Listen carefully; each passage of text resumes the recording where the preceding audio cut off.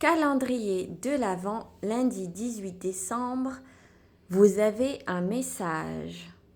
Bonsoir à tous et à toutes. Je suis avec un homme qui est décédé noyé, qui était asiatique, je pense ou vietnamien ou chinois, qui est décédé d'un accident en bateau.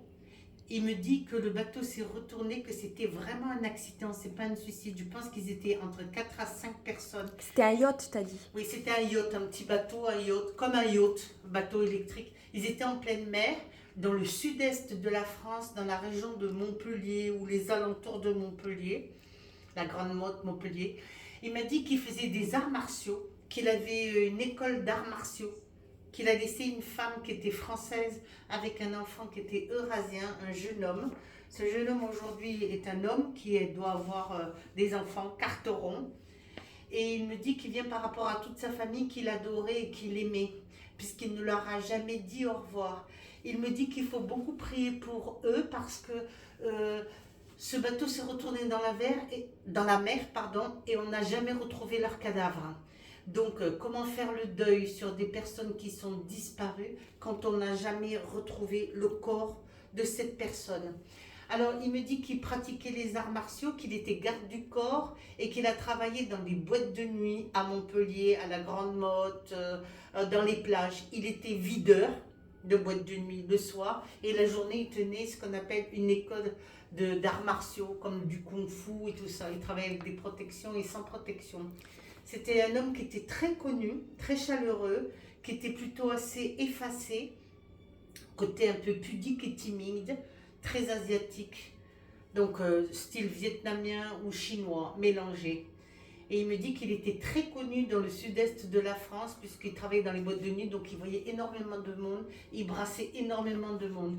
Il travaillait au casino de la Grande Motte ainsi que la boîte de nuit, puisque la boîte de nuit était à côté du casino et il filtrait tous les gens qui rentraient et qui sortaient de la boîte de nuit.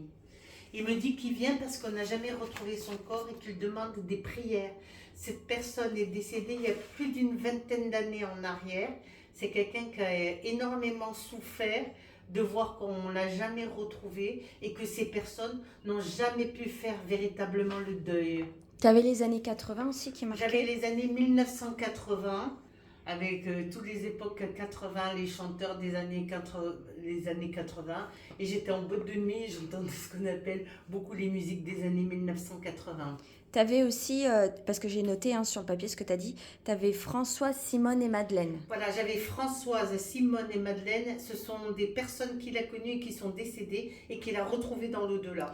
Et t'avais dit aussi qu'il était ceinture noire ou... Je pense qu'il était ceinture noire, troisième dame ou deuxième dame, ou du Viet Vo Dao, ou du Kung Fu, des arts martiaux. Et son nom, t'as dit, c'est Wong Long. Wang Long, enfin un nom, on lui donnait un surnom, on l'appelait pas dans son nom vietnamien ou chinois. Voilà.